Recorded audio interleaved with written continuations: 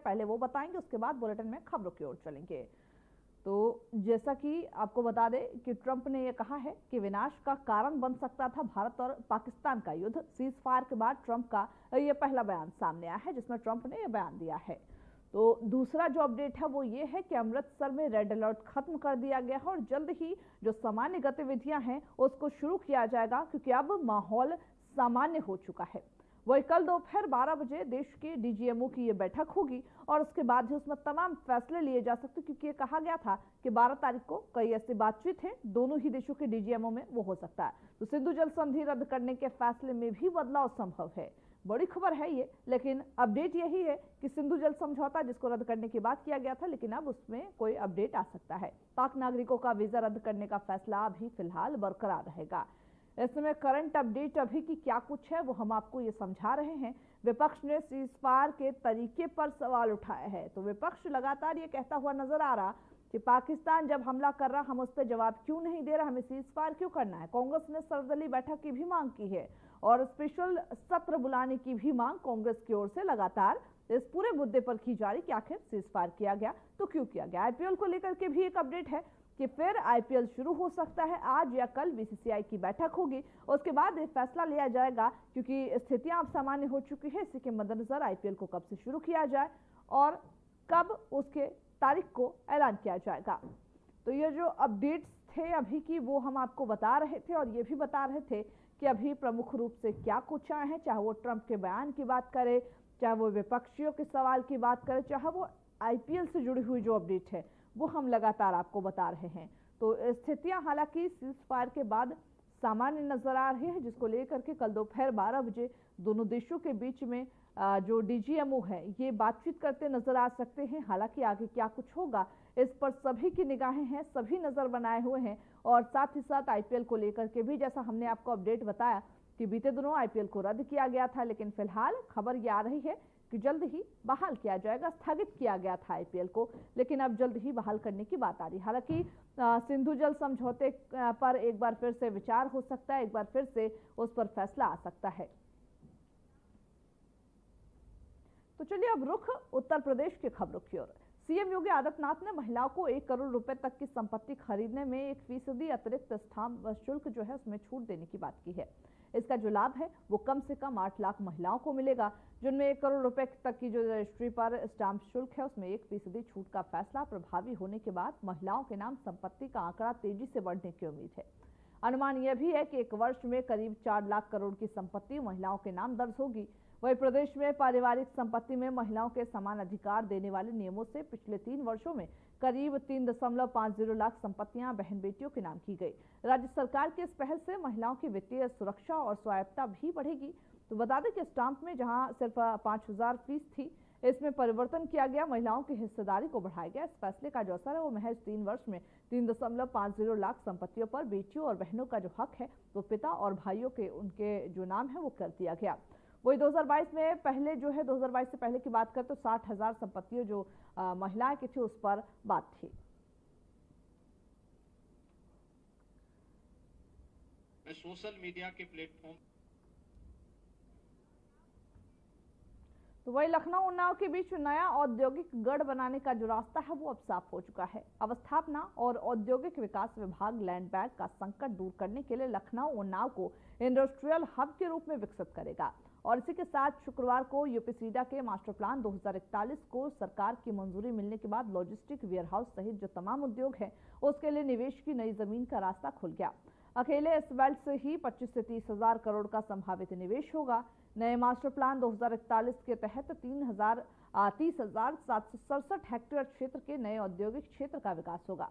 तो master plan क्षेत्र NH27 और NH 230 के साथ फैला हुआ है। अवस्थापना और औद्योगिक विकास के प्रमुख सचिव आलोक कुमार और यूपीसीडा के सीईओ मयूर महेश्वरी के मुताबिक यह क्षेत्र NH के साथ वेयर हाउसिंग और औद्योगिक विकास के उभरते रुझानों और पैटर्न को पूरा करेगा।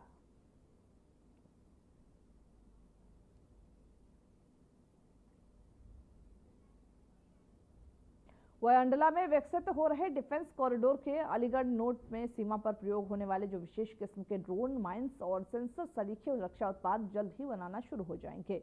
इसका जो उत्पादन है वो करने वाली इकाइयों में निर्माण कार्य अगले 1 से 2 माह में शुरू होने के संकेत हैं। वो इधर पाक सीमा पर उपजे विवाद के बीच गृह जो रक्षा मंत्रालय है उससे भी इनकी जो कार्य है वो प्रगति में जानी जा रही है।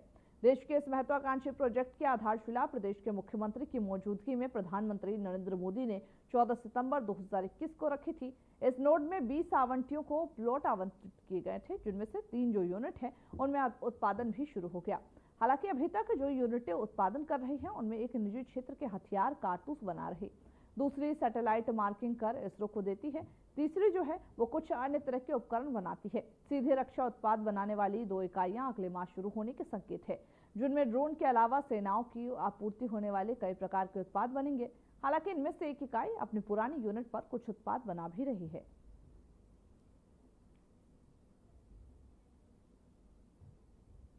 व्यावसायिक शिक्षा, कौशल विकास और उद्यमशीलता विभाग ने इस साल जो पहली बार आईआईटी होने वाले जो कार्यक्रम है उसका कैलेंडर जारी किया है।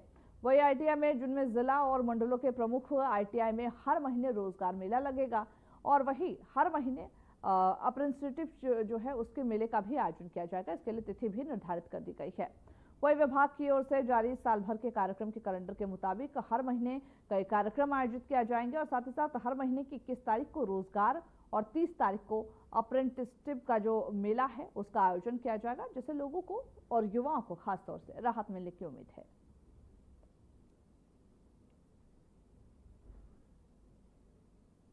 Uttar Pradesh defence industrial corridor के लखनऊ नोड पर दुनिया की सबसे विध्वंसक सुपरसोनिक क्रूज मिसाइल ब्रह्मोस के उत्पादन जो इकाई है उसका शुभारंभ आज होने वाला है।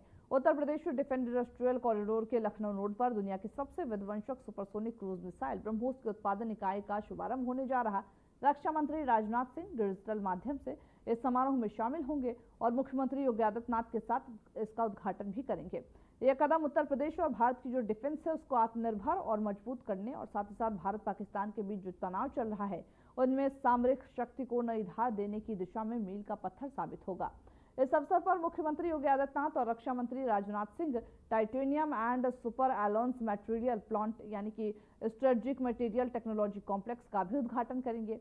यह प्लांट जो है वो एयरोस्पेस और डिफेंस सेक्टर के लिए उच्च गुणवत्ता वाले सामग्रियों का उत्पादन करेगा, जिनका उपयोग चंद्रयान मिशन और लड़ाकू विमानों में किया जाएगा। इसके साथ ही ब्रह्मोस एयरोस्पेस की इंटीग्रेशन और टेस्टिंग फैसिलिटी परियोजना का भी लोकार्पण होगा, जो मिसाइलों के परीक्षण में महत्वपूर्ण भूमिका निभाएगी।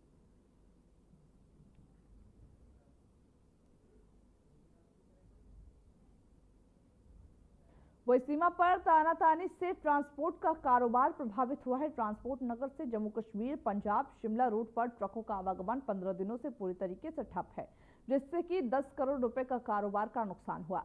ट्रांसपोर्टरों ने कश्मीर, पंजाब और शिमला की ओर जाने वाले माल की बुकिंग बंद कर दी है।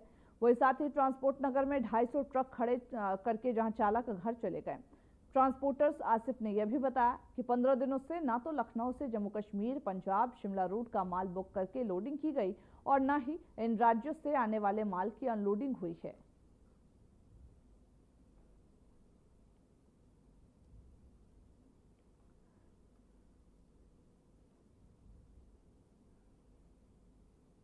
तो बढ़ते अन्य खबरों की ओर, जहां कांग्रेस के वरिष्ठ नेता जयराम रमेश ने प्रधानमंत्री नरेंद्र मोदी से देश हित में तत्काल सर्वदलीय बैठक बुलाने की मांग की है।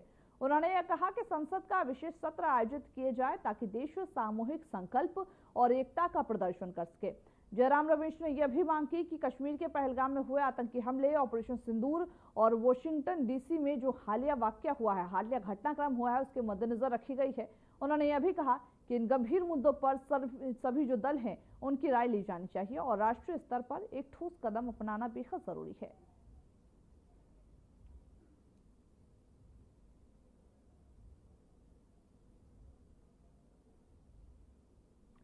वही अमेरिकी राष्ट्रपति डोनाल्ड ट्रंप ने भारत और पाकिस्तान के बीच तनाव को लेकर अहम बयान दिया। उन्होंने कहा कि यदि दोनों देशों के बीच युद्ध होता है तो यह विनाश का कारण बन सकता है और इसमें कई लोगों की जान भी जा सकती थी। ट्रंप ने भारत और पाकिस्तान के बीच जो सीज फायर है उस पर एक यानी कि सीज फायर यानी कि संघर्ष विराम को एक जरूरी कदम बताया है और सकारात्मक कदम बताया, लेकिन साथ ही यह भी कहा कि इन दोनों ही परमाणु संपन्न देशों के बीच यदि युद्ध भड़कता तो उसके नतीजे बेहद खतरनाक और व्यापक हो सकते थे।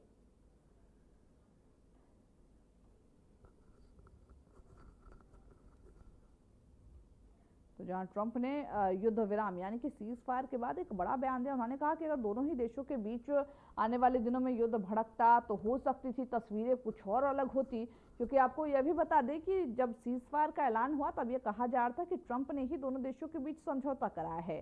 पाकिस्तान ने जाकर के ट्रंप से कहा है कि भारत को आप समझाएं और भारत से हम शांति चाहते हैं, लेकिन उसी के कुछ देर बाद ये खबर आई कि इसमें ट्रंप का कोई हाथ नहीं है। डीजीएमओ के बीच बातचीत हुई, उसके बाद इस सीज फायर का ऐलान किया गया। लेकिन ये भी आपको बता दें कि भारत के जो प्रधानमंत्री हैं वो ये कहते हुए भी नजर आए हैं कि अगर आने वाले दिनों में पाकिस्तान की ओर से किसी भी तरीके की कोई आतंकी गतिविधि की गई तो भारत उसका मुंह तोड़ जवाब देगा और इससे युद्ध का ऐलान समझा जाएगा। ऐसे में अभी ट्रंप ये कहते हुए तो नजर आएंगे कि कहीं ना कहीं दोनों देशों के बीच जो सीज फायर हुआ है वो बेहद सकारात्मक कदम है, लेकिन ये कब तक रहता है ये भी बड़ा सवाल है और देखना होगा पाकिस्तान इस सीज फायर का कितना मान रखता है और साथ ही साथ कब तक इस सीज फायर को चलाया जाता है।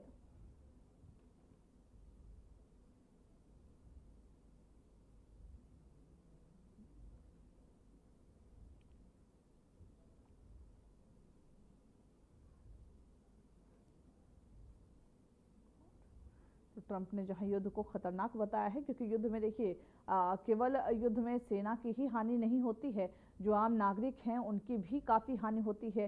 चाहे वो बात करें हम आर्थिक तौर पे, चाहे वो बात करें हम जनहानि के तौर पे, तो युद्ध में हानि जरूर होती है। लेकिन वो कहते हैं ना कि दुश्मन अगर ज्यादा पेचीदा हो, दुश्मन अगर ज्यादा आप पे वार करे तो आपका भी जवाब देना बेहद जरूरी हो जाता है। ऐसे में आने वाले दिनों में क्या युद्ध होगा, युद्ध की तस्वीरें बदलेंगी, फिलहाल इन सभी चीजों पर विराम लग चुका है।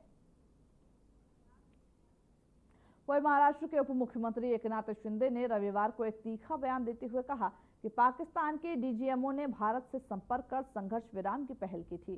शिंदे ने यह भी कहा कि भारत ने हमेशा अपनी प्रतिबद्धता निभाई है, लेकिन पाकिस्तान ने धोखा दिया। उन्होंने यह भी बताया कि प्रधानमंत्री नरेंद्र मोदी ने शांति के प्रयासों के तहत संघर्ष विराम पर सहमति दी थी, लेकिन इस पर कभी सार्वजनिक रूप से बात नहीं की, क्योंकि उन्हें पहले से ही अंदेशा था कि पाकिस्तान भरोसे के काबिल नहीं है।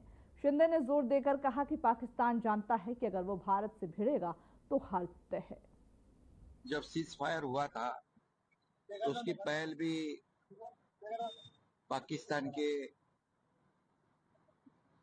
जो डीजीएमओ है उन्होंने की थी, भारत के डीजीएमओ से बात करके, और दोनों देशों के कंसेंट से सीज फायर हुआ था।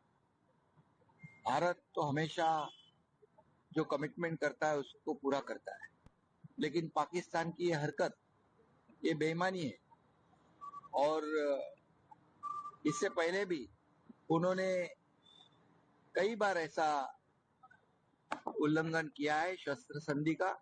शस्त्र संधि मोदी जी ने उनको एक सुधरने की संधि देने के लिए की थी, लेकिन वो मुझे नहीं लगता है सुधरेंगे।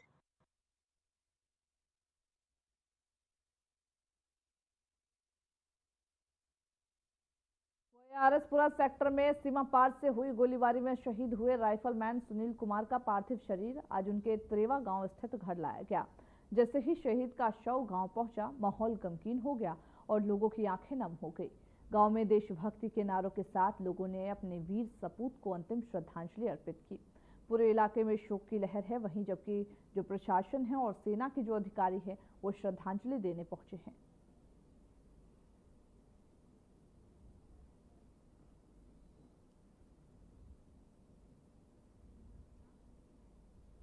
वही तमिलनाडु के मदुरै में प्रसिद्ध कालाझागर चिथराई महोत्सव की भव्य शुरुआत हो चुकी है और इस पारंपरिक उत्सव के दौरान ही भगवान कालाझागर की जो झांकी है वो देखने के लिए हजारों की संख्या में भक्त उमड़े हैं। श्रद्धालु नदियों और सड़कों के किनारे एकत्र होकर के भगवान के दर्शन कर रहे हैं। पूरे शहर में धार्मिक उत्साह और सांस्कृतिक रंग देखने को मिल रहा। प्रशासन ने भीड़ को नियंत्रित करने और श्रद्धालुओं की सुविधा के लिए विशेष इंतजाम भी किए हैं।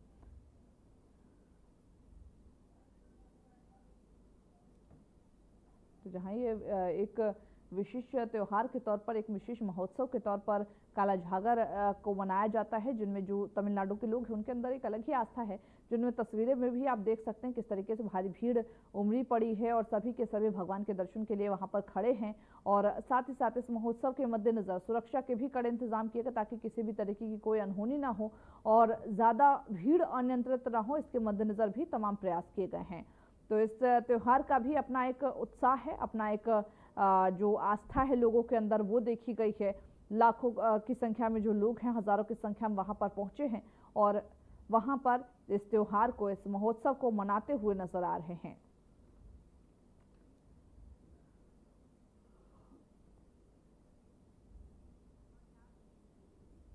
बढ़ते अगली खबर की ओर, जहां पर केंद्रीय मंत्री शोभा करंदलाजे ने पाकिस्तान को लेकर एक बड़ा बयान देते हुए कहा कि भारत आतंकवाद के खिलाफ निर्णायक लड़ाई लड़ रहा है। उन्होंने यह भी दावा किया कि पाकिस्तान ने पहलगाम में आतंकियों को भेजा था, जिन्होंने निर्दोष लोगों को उनके धर्म पूछकर मारे और उनको निशाना बनाया।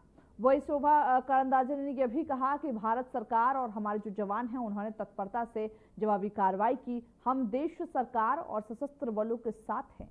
पाकिस्तान एक विश्वसनीय देश नहीं है। उसने कई बार इस तरीके की हरकतें की है और यह साबित करता है कि वह कभी भी संघर्ष विराम का उल्लंघन कर सकता है। ऐसे में भारत को भी अलर्ट रहना चाहिए।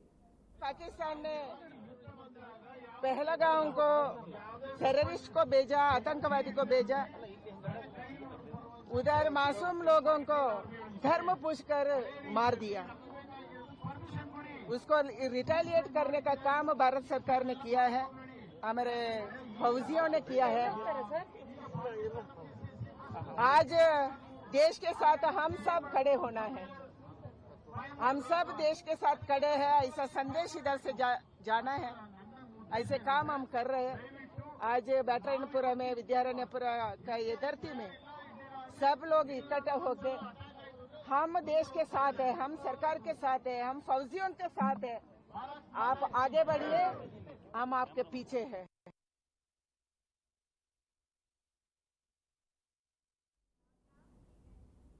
वहीं गोवा के मुख्यमंत्री प्रमोद सावंत ने सांखले स्थित रविंद्र भवन में जनता दर्शन आयोजित किया। इस दौरान ही उन्होंने स्थानीय नागरिकों से मुलाकात की और उनकी जो भी समस्याएं हैं उनको भी सुना।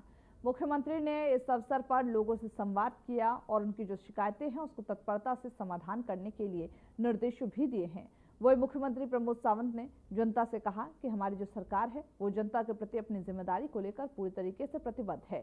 सभी समस्याओं को सुना गया है और सभी समस्याएं हमारी प्राथमिकता है और उनको जल्द से जल्द उसका जो सॉल्यूशन है वो भी किया जाएगा। उन्होंने लोगों को ये आश्वासन भी दिया कि उनकी शिकायतों का शीघ्र निपटारा किया जाएगा और जो सरकारी योजनाएं हैं उसका लाभ हर नागरिक तक पहुंचाया जाएगा।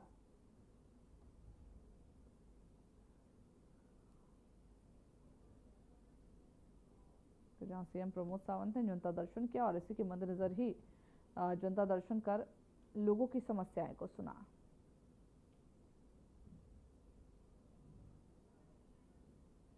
तो चलिए इसी बीच बड़ी खबर की ओर रुख करते जहां पर सचिन पायलट की प्रेस वार्ता है। आज जो कांग्रेस मुख्यालय में यह प्रेस कॉन्फ्रेंस होगी। सचिन पायलट आज दोपहर के 1 बजे लगभग बताया जा रहा है जब प्रेस वार्ता करेंगे और साथ ही साथ प्रेस वार्ता कर तमाम मुद्दों पर वो बातचीत कर सकते हैं। कांग्रेस मुख्यालय में यह प्रेस कॉन्फ्रेंस है। दोपहर के 1 बजे वो समय बताया जा रहा है जब सचिन पायलट प्रेस वार्ता करते हुए मीडिया के सवालों का जवाब देते हुए नजर आएंगे।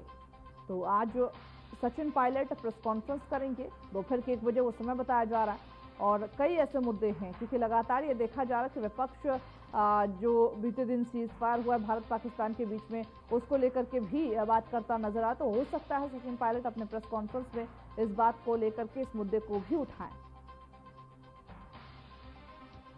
तो चलिए खबरों के हमारे इस बुलेटिन में बस इतना ही। मुझे दीजिए इजाजत। नमस्कार।